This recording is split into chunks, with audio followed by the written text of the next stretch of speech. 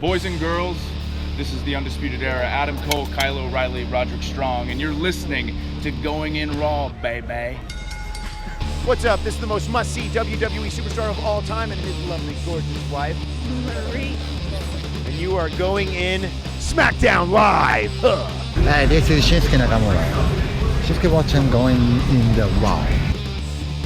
Hey, friendo, Steve here. And Larson. And welcome back to Going In Raw, the only pro wrestling podcast you need to be listening to right here at youtube.com/Steve and Larson, and available wherever podcasts can be found. Be sure to hit that subscribe button and the notify bell next to it to make sure you always get your new Going In Raw notifications. We're also available on the Patreon at patreon.com. Larson, do you hear that? I do. I think I hear sleigh bells ringing. I think I hear... Happy holidays, friendos! It's your pal, also Cal. Yes, yes, yes. You know, I gotta tell you guys something. You know, I am just so jazzed for this holiday season because all these great, you guys have your thing going on. I have my thing going on. You guys know what I'm talking about. You guys know? All right, let me tell you. Why don't you tell us, Cal? Well, how about this, friendos? It's Christmas, right? Here's a real gift. You can see me, your pal Cal Jack, wrestling in Vacaville, California. Stop hitting the desk. Don't worry about it. But here's the thing. It's not going to sound good on the audio. It won't sound good on the audio? It makes more work for me. All right, I won't. Sorry. Anyways, continue. Make your announcement. Anyway, Showdown DeVille, Vacaville, California, presented by Pro Wrestling Alliance. You'll see your pal Cal here. You might see Steven Larson. No promises. I don't know. Maybe. I'm going to try. I'm definitely going to try. I'm definitely going to try. I want to go. I want to go. The gift would be if you friendos came to the match. It's on eventbrite.com. Showdown DeVille in Vacaville, California. Come on, you got to What website can they go to? Eventbrite.com/showdown in the DeVille. DEVILLE. We'll put a link in the description of this episode. Yeah, How about absolutely. that? That would make me really happy. But, you know, how about Smackdown? That's what we're about to talk about today, you Cal. guys should talk about that. I kind of feel like I'd rather do a recap of Showdown at the Ville. A proper preview. At we this point. could do that. Yeah. Well, that should just be the gift that keeps on giving. I'll say that much. But anyway, I got to go. I got some things to do. Well, I'm sure you got some gifts to deliver to all over the world. All over the world, because I'm Santa's little helper. Christmas you guys Cal. didn't know that. I am Christmas Cal Kringle at the moment. So anyway, friendos. Krampus crowd. Who was the who's the elf that wanted to be a dentist? Britt Baker? No. There's an elf that wanted to be a dentist. I have no idea what you're talking You about. guys, friendos will know. You guys will know. You guys look it up. Find out at the DeVille. At the DeVille. Showdown at the DeVille. You guys can tell me at the DeVille. All right, anyway. All right. Friendos, mic doesn't even work. Anyway, I'll see you guys later. Bye, Cal. Bye, Cal. It's so much fun. You guys want this? Text us when you get home so we know you're safe. And all acquaintance be. That's New Year's. Oh, my bad. Yeah, it's not the same thing. It's the same thing. It's close. Week later. A week later. Not a day late. No. We got some new patrons, Cal. What do you do? Yeah. Who are they? Okada Dollar, Nikki Money, Peyton Jackson, and Adolph Oliver Nipple. That's an interesting name. Oh, that's a shoot name. That's a good name. Good name. That's a good name.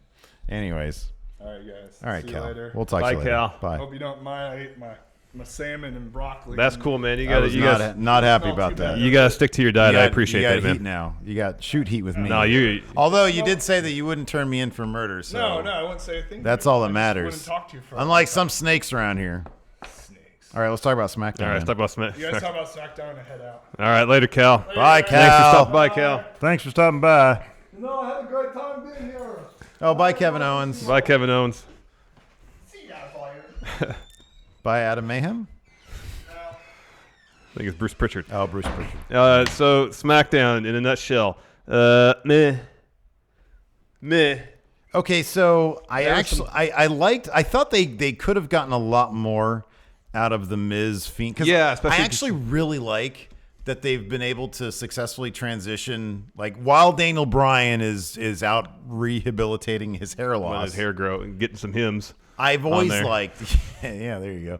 I've liked for the past couple of weeks how they've incorporated the Miz. Yes. It makes sense story And logic. yes, they could have done a lot more considering there's like 9 days away from TLC. Yeah, sometimes they'll pull an episode out where there'll be like a dramatic through line, a storyline through the episode, and they kind of did that, For but the first not, half of the episode, but not yeah, to the no. degree they really needed to. I know. I was hoping at the end they'd come back around to it. Instead, we got a scene where Roman Reigns gets dog food dumped on him. Yeah, otherwise the episode was not not compelling. I'll put it that way. No. I thought there were some cool things there were some entertaining things. I'll put it that way. Like the Mandy Rose Alexa Bliss match. That was they did something kind of creative there, pulling the eyelashes off. The tag team elimination match was fun. Yeah, that was a fun match. Especially when we got down to the final two. It was fun. That was a fun match. But again, there's also been sort of this report out there. I think Meltzer mentioned this, so take it for what you will. That Vince apparently has sort of this late in life has switched his philosophy up on how to promote pay-per-views.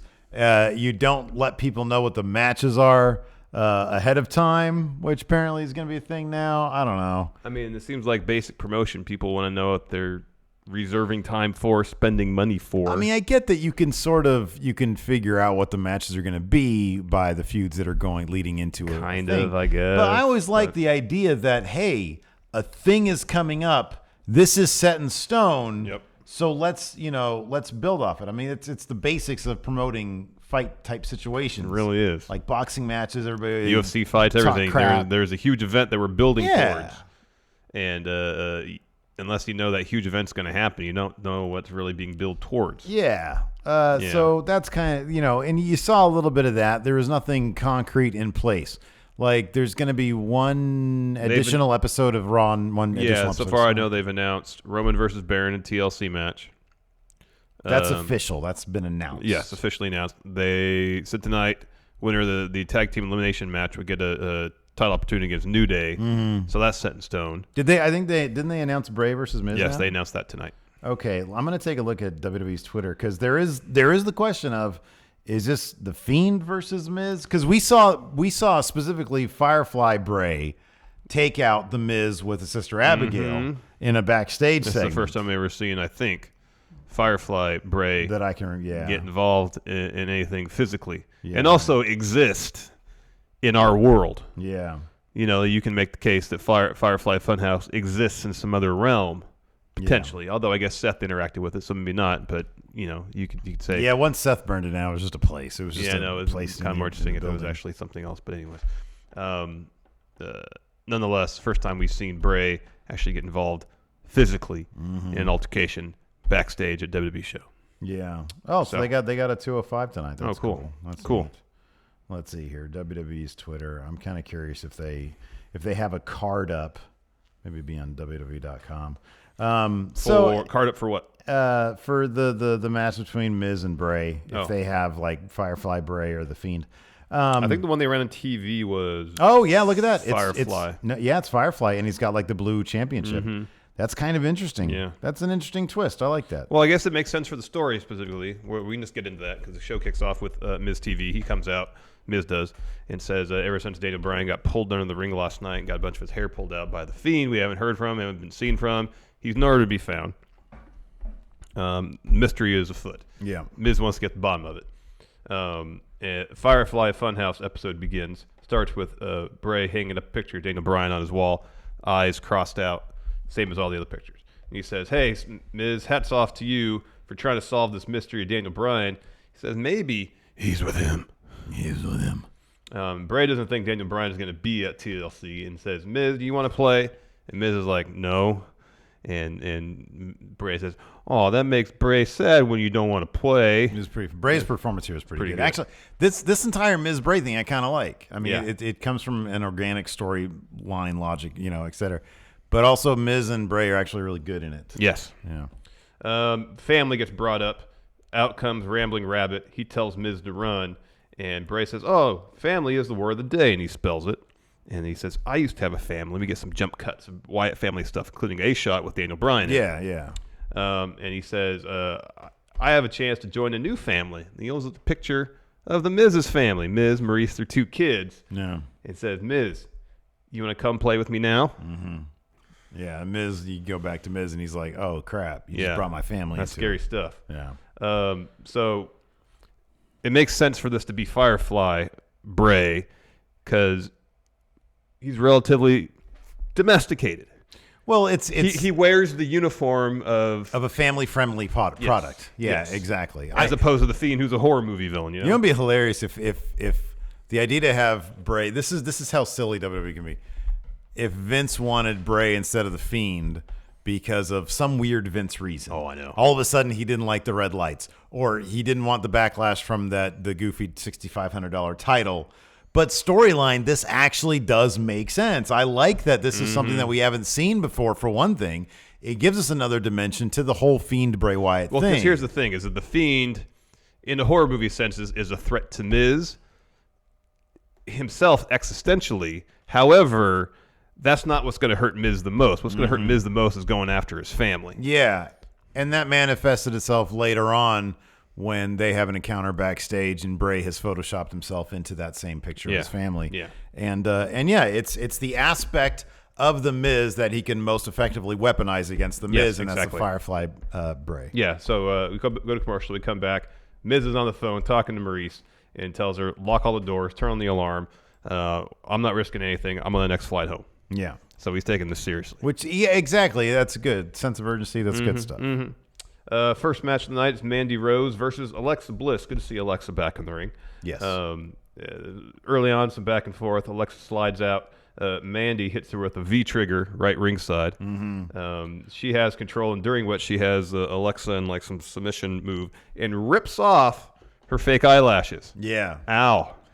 I think, at the very There's least, an adhesive. uncomfortable. There's It's a- definitely uncomfortable. There's an adhesive, I believe, used to attach fake eyelashes to eyelid. I've never worn them. Nor have I. I've never heard my wife, loudly proclaim Scream in horror and pain when removing false because eyelashes. she has, Yeah. she does that. Yeah. But if nothing else, it's a great visual. It totally is. I thought it was a very creative way to pull off that little bit right there. Yeah. So anyways, Alexa escapes fairy tale ending, gains the upper hand. Sonya then tries to distract Alexa for a moment, but Nikki gets up on the top, takes her out with a fun splash, or off the steps rather.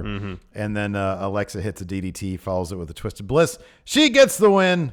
Not a big surprise. No. After that, we had Dana Brooke. She was hanging out at catering. Of course, she's been all the internet rage these days with her wildly entertaining flirtation with Batista. That's amazing. It's honestly like one of the best things. Yeah. So Drake Maverick, who of course had an encounter with her last week, he comes up to her, asks her about Batista, and he wants to know, what does Batista have? Well, he kind of says, he's like, I thought we had something last week. Yeah, and she's like, Like, dude, you're married. yeah, that's right. That was a huge story beat not that long ago. Yeah. And she's all, no. And he's like, well, what does Batista have that I don't have? Elias walks in. He goes, hello, my name is Elias. Hello, my name is Elias. And Which so is sometimes great. words can't communicate things the way a song can. Yeah. And begins to sing a song about all the advantages that Batista has Pretty darn funny. over Drake. He's tall. He's jacked. Yeah. And then he like punctuates it by singing a lyric that indicates Elias has slept with Drake Maverick's wife. Yeah. And then Drake Maverick is upset about this. Slaps him. Slaps Yeah. Elias, walks off, and then Dana Brooke says, "Is that real? What Did you that really just said?" happen? And he says, "Nope, but something's about to happen." And then walks off. It was actually pretty good. It was a pretty good bit. Yeah, I like Elias is so effective in small bits like this, not as a full-fledged henchman doing the bidding of Shane McMahon or whomever. Baron Corbin. I like him in this role. No, he was good. It's And entertaining. if I kind of wish they just kept it to this for this week. Instead, as we'll get to in a minute, there was more to it that didn't initially lessen the impact of this segment, but didn't enhance it either. Yeah. Something did happen. It did. But it was just kind of whatever. It was what it was. But anyways, there's a segue here that doesn't really work. Drake Maverick's actions really stunk. But if you don't want stink to happen, listen to this message from the sponsor of today's show, Hawthorne. Hey, Larson. What? I know I don't have to tell you this. Smelling good is important, but just imagine that you're getting down to business with your lover, only to see a look of disgust on their face at the first whiff of your putrid odor. Well, we're here to tell you that with Hawthorne, you can smell good, really good. See, Hawthorne makes getting great smelling cologne easy. Here's all you got to do. You take their quick 2-minute quiz, and Hawthorne will tell you 2 colognes that work best for you. One for work, office, work, one for play, not at work. I took the quiz and found out I should wear Fresh and Aquatic here at office, and then Aromatic and Woody outside of office. When it's time to play. Yeah. Then everything is shipped to your door, and Hawthorne is totally risk-free. You get free shipping and free returns. And right now, friendos can check out Hawthorne at hawthorne.co. That's Hawthorne with an E, and use promo code GIR to get 10% off your first purchase. That's HAWTHORNE.co, and use promo code GIR to get 10% off your purchase. Hawthorne.co. I actually used their body wash today when I was in the shower. I got a bottle of lotion because my hands get horribly dry during the winter months because it's so cold out. Yeah. And it's great to have lotion, and it works well. It smells a little bit, but not overpowering. It's great. I love it. Yeah, it's good stuff. Check it out. And the bottles, they look amazing. Look at it. Simple. Minimalism. It's good stuff. After that, we had a Drake Maverick promo. So he then comes out to the ring, and he says, "Nobody makes a mockery of myself or my wife." He calls out Elias. Elias and Danny Brooke then come to the ring. Drake charges at Elias. Stiff arms him, essentially. Yeah, the thing that I think kind of bummed both of us out, and Cal, who was here, was like Drake Maverick. Yeah, he's a comedy guy, but he's also an accomplished wrestler. He is. He beat Mike Bennett in a really fantastic match on 205 a couple months ago, before Mike Bennett decided to do free speaking engagements. Yeah. And so to think that he's gonna do the whole cartoonish. I know, and then pick him up by his belt loop Elias with his picked him up by his pants, by his waistline. And then spanks him. Yeah. And then he kicks him in the rear end out of the ring. Yeah. And no then, Paradise Lock, though. We should have put him in the Paradise Lock first. Yeah. Anyways, Drake tries to leave. Ends up Dana just tosses him back in the ring. Elias hits Drift away. And then Dana gets in the ring, puts her foot atop Drake. Elias counts a pinfall. Yeah, not a legit match. But no, far from it. You know what? This was a segment that took up 3 minutes of my time. Wasn't a big deal. What else are they going to do with this time? And more than nothing, it gets Dana Brooke in the ring. That's true. So I'm fine with it. It was, maybe they could have done a little bit different because Drake Maverick is actually a pretty decent wrestler. Yeah. But it was what it was. Yeah. But I agree with you. The setup was the best bit. Oh, yeah, by far. Next, we had a quick shot of Miz. He's leaving the arena. He's walking down a corridor. He looks to his right, and there is a room lit in red. Yeah. That's the Fiend's room. Or Sheamus's. Yeah, Sheamus. So 50. So he kicks the door open all the way, walks in, and as you mentioned before, there's that Photoshop picture of Miz's family, but Bray in place of Miz. He had seen Talladega Nights recently. Yeah. It always sucks when I make a joke on the live stream and then it falls flat here because we already heard it. I know, I've heard that joke already. I laughed. These people haven't heard it, but then it, Here, put a laugh track in, I guess. There you go. Right there. And so Are you gonna have to edit out Cal? you can't really do much about that. He's talking while He's such an enthusiastic young young man. man. You gotta support that. I really do want to check out that Vacaville show, man. I really want to go. Same. I just life things. I know. Hopefully, fortune smiles upon us that day. Right. So Bray rolls up behind him, says, "Say cheese," drops him with the Sister Abigail, not the Fiend. I will reiterate. Bray Wyatt. I will reiterate that bit from the stream though, that the Sheamus thing that Cal told us because that was hilarious. That was funny. That was great. Anyway, sorry. Go ahead. So Firefly, Funhouse Bray drops Miz with his Sister Abigail. We go to commercial. We come back, and then there's a ref in the room. He helps up the Miz. And Miz, he really wants to know where that picture is. I'm guessing next week we're going to see that picture on the wall at Firefly on the Firefly Funhouse. Probably. Why do you think Miz cared about that picture?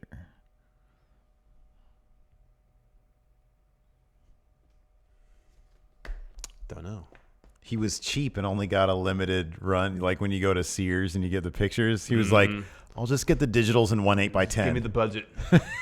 The budget Dude, one. the digital is the most expensive, dude. I know. What? It's like $45 for a damn CD. Oh, it's terrible. Whenever it's time for Bama's little student pictures, I'm like, you guys, it's like I have to pay like $112. Nah, we get the one sheet.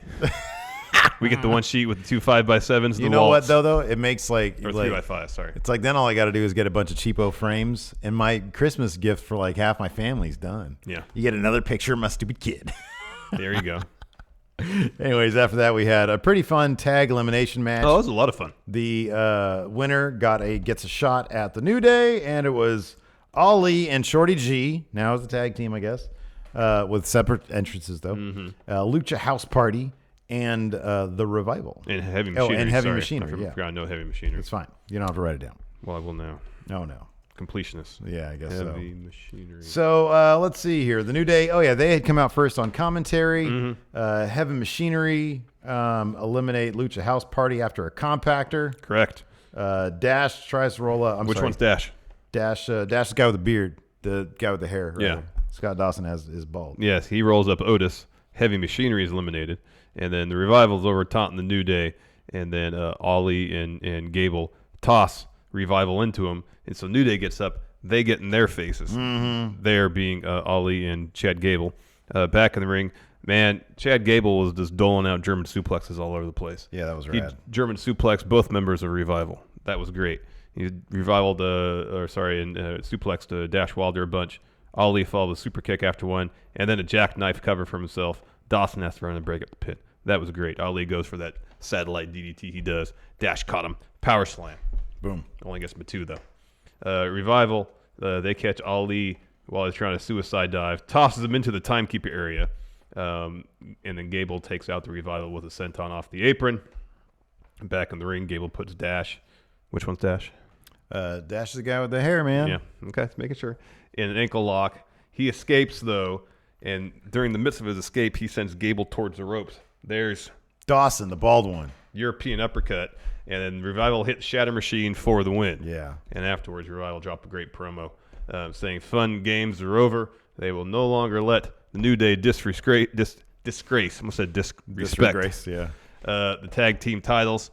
Old school, fundamental tag team wrestling's coming back. It was a hell of a promo. Like, it's just a sort of do nothing SmackDown, but these guys, they'll bring it every time. Heck yeah, man. Contract season's coming up. Yeah, that's true. 5 months. And 4 months. is it Mania or September? I think it's Is it Mania. Mania? I thought it was Mania. Ooh. Yeah, man. If you're the Revival, you want to leave? A year ago, things were a lot worse for the tag division. That's one thing about the McMahon shakeup. After the Revival went to McMahon and said, "Hey, this is crap. We got to get out of here." I mean, War Raiders, yeah, they're still taking down enhancement talent over there on Raw. It kind of sucks. Yeah. SmackDown, the tag team, the ingredients- scene's a little bit better The now. ingredients are there for something solid, but Scene's a little bit better, and they let him go to NXT and do a thing. maybe it was a situation where it's like at this point we really have a whole lot of faith in this long term. I don't know. Yeah. Part of it might be money. WWE will offer more of it. Well, they've also been very vocal recently about the schedule. It's going to be the Revival. They are a very interesting situation in that, and there are not. I'll be honest, there are not a lot of people you can say this about, with the exception. I'll be honest.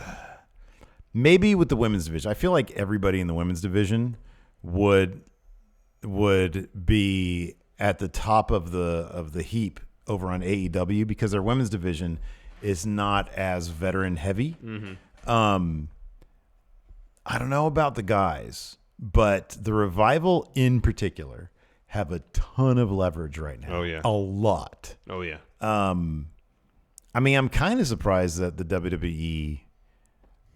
I don't know. I'm kind of surprised that they haven't made a bit more out of the tag division. I know. Let them main event a pay-per-view. I know, man. You know? They got so many great tag teams on their roster. There's some really great tag teams. But then the Revival, they have consistently been on TV putting on really terrific matches. I mean, granted, they didn't give them the Randy Orton thing. Yeah, that might be. It depends if their personality type is more Dean Ambrose or more Anderson and Gallows. Sure, yeah. You know? Yeah, for sure. Because if they're in it first and foremost for the craft, maybe WWE is not where they want to stay. Yeah. Maybe they think there's more upside going to AEW where, based on years. They'd be in main events. Years of build. They'd be in main events. Young Bucks versus FTR. That'd be all into main event. Would be a main event. Yeah, for sure. Totally. Or Double or Nothing 2 or whatever. Yeah. All into is already all out. I'll out her. Yeah. Out her. But then you look at, I wonder if a lot of people are just sort of waiting to see what AEW's got. Totally. I mean, dude, I wonder if the Revival, look, they've been very vocal about wanting to be home. And so saying, I wonder if they'd go to New Japan. I don't know if that'd be on their plate. Yeah, I don't know either. But there are a lot of good tag teams. And like, if they're about the craft, I mean, New Japan is a destination. But yeah, AEW for sure. Like You got the Young Bucks, you got Lucha Brothers, you got XLAX. For sure, yeah. The Private Party tag division AEW stacked. That's got to be it. It's got. You'd think it'd be a difficult. You'd think it'd be a difficult decision to make. SCU I'm still. Oh, Kazarian and Scorpio Sky are great teams. I'm They're still champions, laughing man. about Christian. Oh, I know. It still makes me laugh. I'm sorry. It's funny. So, anyways, that's going to be interesting to keep an eye on. It just Yes, will be. it is. After that, I think it's going to be difficult. They're a unique case. I think it's going to be difficult for AEW to pry big names away from WWE. oh yeah, I think it's going to be hard. Yeah. NXT maybe. WWE main. I don't know. Well, I mean, like I said, it depends if there's any more people that have the outlook of Ambrose, who are just so frustrated creatively that going into work, regardless of the amount of money you're making, is not worth it. The anxiety that you feel just going into work every day, knowing that you're not going to be fulfilled creatively. Yeah, I don't know. Yeah, It depends. Like, everybody's Go different. down that roster again and see if there's anybody else. Yep. Like, you'd think that Drew McIntyre maybe, but he's always on TV. He's always on TV. Here's the thing with Drew too, is like he had a run in WWE before that didn't end well for him. I kind of feel like he'd have to be taken out of WWE at this point, kicking and screaming, kind of. Yeah. Because like I can't, for lack of a better term, burn out twice. Yeah. Yeah. Like I came back to make it. Yeah. I'm not gonna make it. And I feel like that dude, who do you think is closer to the top? Drew or Braun? Braun seems like he's branched off into a completely different Braun career. got to the point where he was flirting with the top, and then for whatever reason, Heavily flirting. yeah, like Drew- they could have put the Universal title on him, and the crowd and the arena would have Exploded. exploded in cheers. But Didn't boy, do it. he's a long way from that. Yes. Huh? Anyways, let's get back to this. Yeah, so next was a Roman interview. And more or less, he said, "I don't know why Baron doesn't need. I don't know why Baron needs Bob Roode and Dolph. He's huge. He's 6'6", almost 6'8". Yeah, that was funny. I wonder what that line's all about. I wonder if Baron Corbin got a chuckle out of that. Maybe. They're probably friends. And then he's like, whatever happens at TLC, I'm gonna win. Pretty Yeah. much. We know that, Roman. Yeah. After that, another Sheamus promo. Been watching some Drew McIntyre promos lately. Dude, I'm telling you, it's the same It's thing. literally the same thing. Everybody's soft. I'm tough guy. I'm a real man. I don't get on social media or whatever. He has a YouTube channel, He's on though. YouTube channel. He's a YouTuber. Which is actually great. The Celtic Warrior workouts are pretty cool. Yeah, They're really yeah. cool. So he does that. Maybe because Drew was on there once after he tore his bicep. Maybe they were sharing notes about character stuff. This was long before Drew ever did this thing, though. Yeah, but it's so easy to go I to. know. That's what it bugs me. And here's the thing, like, I'm happy to see Sheamus back. I think it's cool. I mean, I'm not really sure how excited I'll be once he's been back for 6 months. You gonna but download his theme song on your phone again? if it's the Lobster Head one, heck yeah, man. I wish he would start using that, but he's not going to. They've already not. been playing his theme song. Yeah, no, it was great because he was like, "Oh, I'm so tough, I'm so strong," and then Cal just out of nowhere said, "He's not so tough. I was hanging out with him when he lived with Robbie Brookside." Yeah. And Sheamus came over, and we were watching TV, and all he kept on doing was complaining about how itchy the couch was. He's not that tough. Pretty great. That sounds like something I would do. Dude, Cal's freaking stories are so random and just they're like RKOs are out of nowhere and they're great. Great. And They he always really does are. impressions, too. Oh, he's a terrific impression. Did he do that a lot when I was gone? Oh, I love it. That's great. Anyways, after that we had squash match. Yeah. Lacey Evans versus Haley Jones, who looked like one of the characters on the Sgt. Pepper album. Yeah, lion tamer. That's Yeah. what Corey Graves said. Said she looked like a lion tamer. She did. Anyways, it wasn't much of a match. Lacey won with essentially a ripcord woman's right. That lady sold it really well Yeah, too. she did. Yeah. And then Sasha comes out in the ramp, and it's like, "Hey, Lacey, stay in the ring. We got business." Hey, you. And then we go to commercial, so they have to just kind of like mill about there for 2.5 minutes When we got back, Sasha was on the apron. and just starting to talk. And it Yeah. seemed like she was almost mid-conversation, so I'm not sure what was going on during who commercial. It was probably just that awkward thing where the lights go down, they run some stupid commercial on the Tron. Yeah, and they have to act like Sasha's probably pointing and talking trash, but off mic. And lights come up, she puts the mic up back to her face. I don't know. Or she just stands on the apron and just... Well, yeah, they always like what they always do. It's so weird. It's so weird. Like in the in-arena presentation, it just kills everything because then, like, you look at the superstar, and on one level, it's fascinating because you get to see what they do during that time, but all they do is this. Yeah, they just wait. Sometimes they'll talk. Yeah. A bit. I imagine if they're about to drop promos on each other, they don't really talk all that much. They're probably running lines in their head. Yeah. Oh God, that's got to be terrifying. So we come back from commercial, and Sasha is talking trash about Lacey. Calls her Mary Poppins. But that doesn't fit at all. No. Lacey interrupts. Apparently last week, I didn't watch last week's SmackDown. She started a bit of a face turn. This was in full effect tonight. Yeah. Because she brought up many times her time in the Marines, and what it taught her. Said it's still leadership skills in her. And you, Sasha, and Bailey are no leaders of the women's division, because that's what Sasha said, that she is the standard bearer of the women's division. Now, it is possible they've done this because I did not really pay too close attention to this last week. I sort of watched SmackDown very sort of in the background because I knew I didn't have to work, so I was like, okay, what do I care? But I'm not huge on her. Number one, I'm not a huge fan anyways of like massive changes in attitude. I kind of like when heel turns, if you will, or face turns are motivated and kind of make sense. Like, okay, I know this is a dramatic shift, but when Daniel Bryan started talking about the hyperbaric chamber, at least there is some chemical reason for that, you know? Yeah. So I kind of like that. I kind of wish she would have used, and maybe she did this, I don't know, the Saudi Arabia experience as her motivation to be a better person. I saw what it was like to be a force of change. See, that's good. And I can do that, and I want to do that now. See, that's good. I don't know, but all she does is talk about being a Marine, which is great. That's good that she, but well, there's probably ways, like you could say the experience at Crown Jewel showed me, what is the effect that we could have. Yeah. And it made me think back to my experience serving, in the military. Hey, now I'm good. Now I'm leading. Yeah, no, where she just wakes up one day and decides, I'm going to be a good guy. Mm-hmm.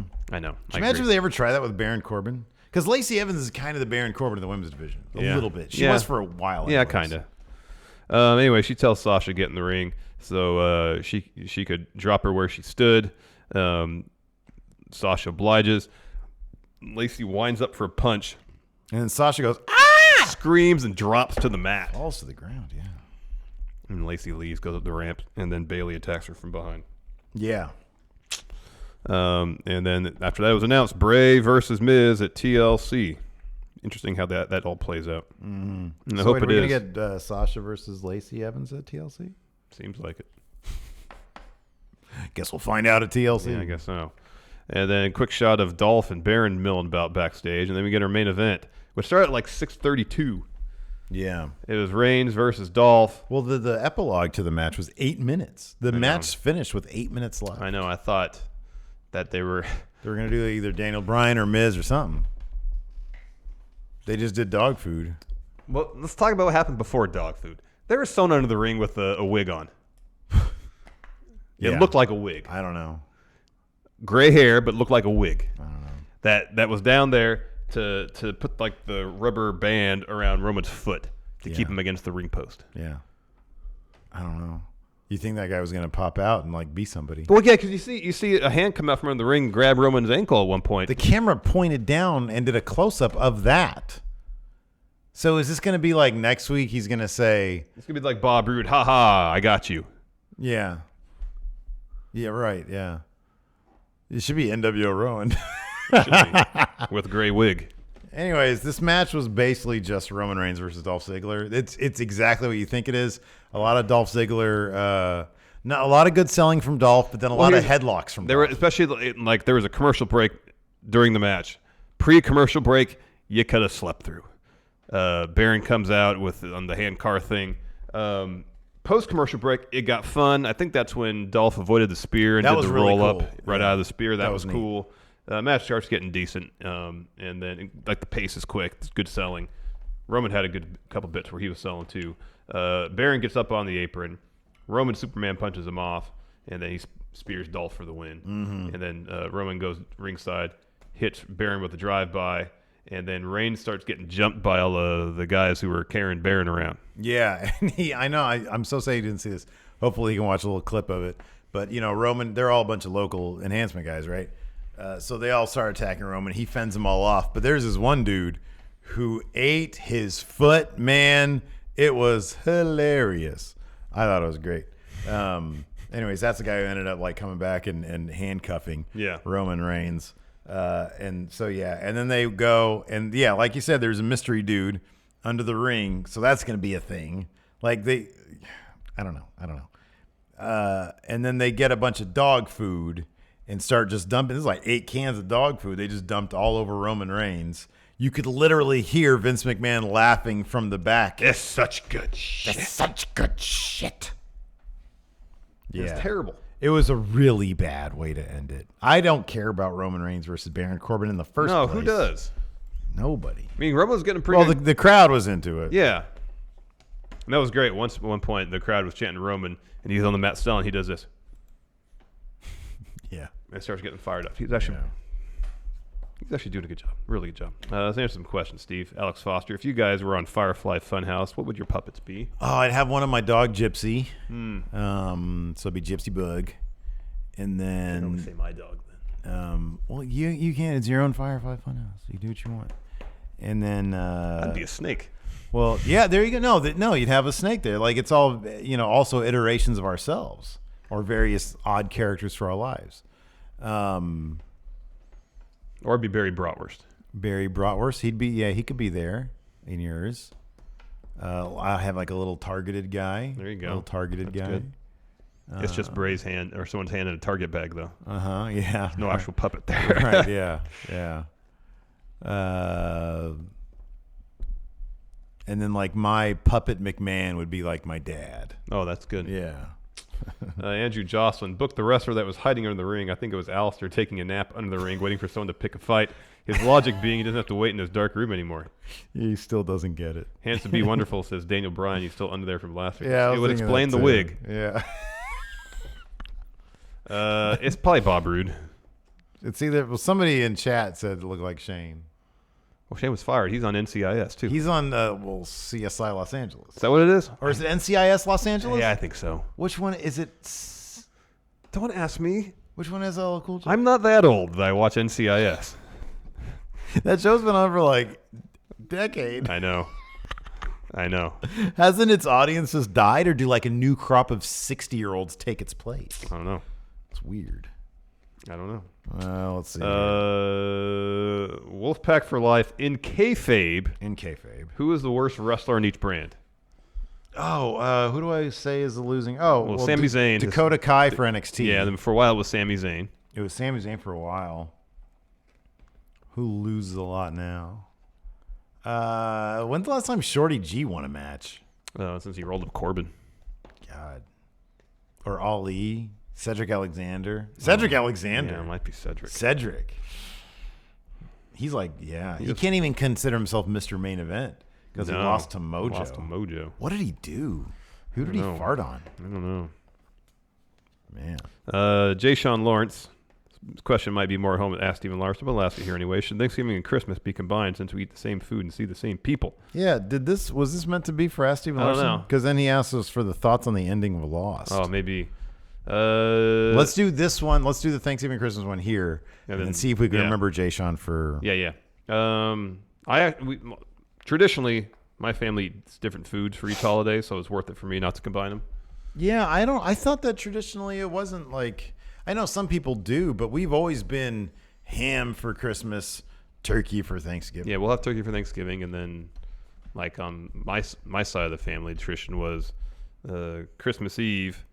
It was chili we'd make, and then that's a cool tradition. And then usually ham for Christmas Day. We only do a Christmas Eve dinner, and that's where the ham comes in. Mm-hmm.